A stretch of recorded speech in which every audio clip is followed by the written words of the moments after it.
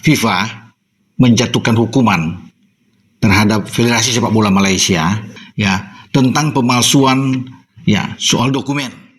Sepak bola Asia kembali diguncang oleh sebuah kabar besar yang tidak hanya memalukan, tapi juga membuka mata banyak pihak tentang bagaimana sebuah federasi sepak bola bisa terjebak dalam jalan pintas yang penuh dengan kecurangan.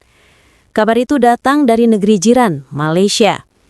Federasi Sepak Bola Malaysia atau Football Association of Malaysia atau FAM resmi dijatuhi sanksi berat oleh FIFA setelah terbukti melakukan pelanggaran serius berupa pemalsuan dokumen untuk meloloskan sejumlah pemain asing agar bisa memperkuat tim nasional mereka. Kasus ini mencuat setelah adanya aduan resmi mengenai keabsahan beberapa pemain naturalisasi Malaysia yang diturunkan dalam ajang kualifikasi Piala Asia 2027. Pada pertandingan melawan Vietnam yang berakhir dengan kemenangan telak 4-0 untuk Malaysia, muncul keraguan terkait legalitas status 7 pemain asing yang dimainkan. Dugaan tersebut akhirnya dibuktikan melalui investigasi panjang yang dilakukan langsung oleh FIFA. Hasil penyelidikan Komite Disiplin FIFA menemukan adanya pelanggaran pasal 22 Kode Disiplin FIFA atau FDC terkait pemalsuan dokumen. Fakta yang terungkap benar-benar mencoreng nama besar sepak bola Malaysia. FAM kedapatan mengajukan dokumen rekayasa, memanipulasi data dan memalsukan keterangan demi meloloskan 7 pemain asing agar sah secara administratif memperkuat Harimau Malaya.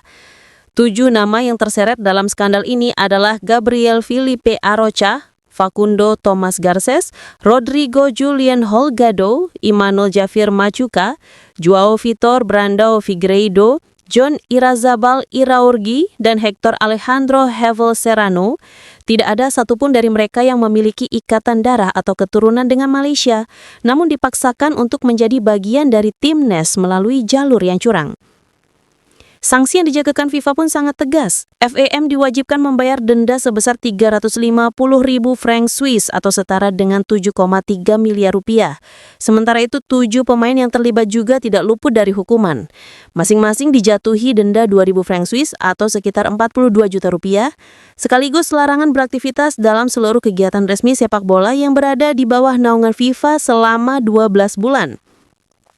Meski FAM dan para pemain tersebut masih memiliki hak untuk mengajukan banding ke Komite Banding FIFA, namun citra dan nama baik sepak bola Malaysia sudah terlanjur tercoreng di mata dunia. Kasus ini jelas menjadi tamparan keras bagi sepak bola Malaysia.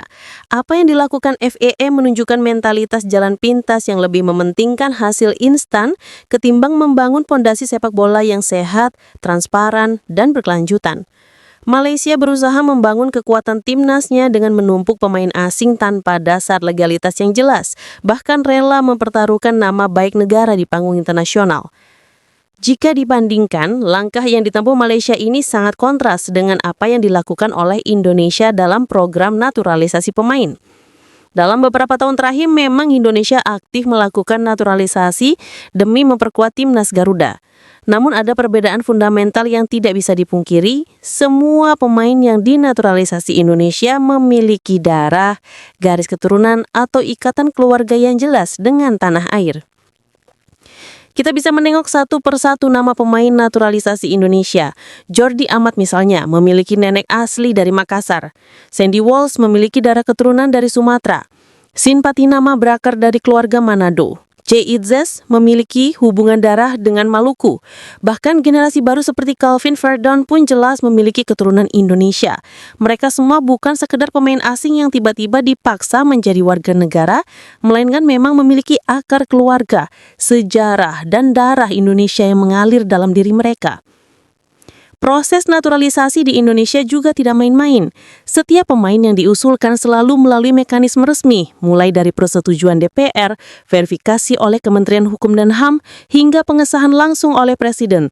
FIFA pun memberikan lampu hijau karena seluruh prosedur dan dokumen yang diajukan Indonesia sah secara hukum dan tidak bermasalah.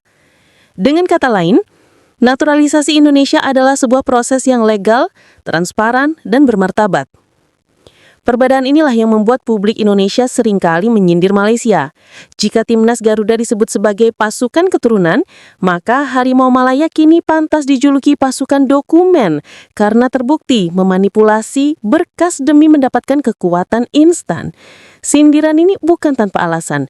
Indonesia berjuang keras agar setiap pemain naturalisasi benar-benar mewakili tanah air dengan ikatan darah, sedangkan Malaysia memilih jalur pintas dengan memanfaatkan pemain asing yang bahkan tidak punya hubungan emosional dengan negaranya.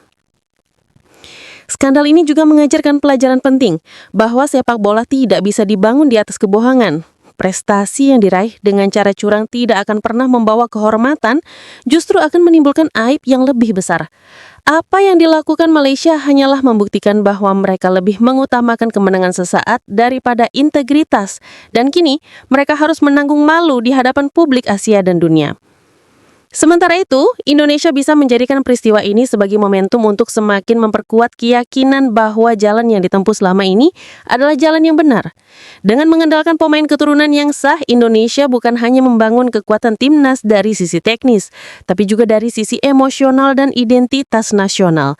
Ketika Jordi Amat, Sandy Walsh, atau Shane Patinama mengenakan jersey merah putih, mereka tidak hanya sekedar bermain untuk tim, tapi juga untuk keluarga, untuk darah, dan untuk sejarah yang menghubungkan mereka dengan Indonesia. Pada akhirnya, sepak bola bukan hanya tentang menang atau kalah di atas lapangan, tetapi juga tentang bagaimana menjaga kehormatan dan integritas sebuah bangsa. Malaysia mungkin bisa mencetak gol dengan pemain asing hasil manipulasi dokumen, tapi mereka tidak akan pernah bisa mencetak rasa hormat dari dunia sepak bola. Sebaliknya, Indonesia yang membangun timnas dengan legalitas dan kebanggaan darah keturunan akan selalu dihormati, bukan hanya sebagai peserta, tapi juga sebagai bangsa yang tahu cara menjaga marwahnya. Skandal Malaysia ini sekaligus menjadi pengingat bagi negara-negara lain di Asia. Jangan pernah mengorbankan integritas demi hasil instan, sebab pada akhirnya kejujuran dan kehormatan jauh lebih berharga daripada kemenangan yang dibangun di atas kebohongan.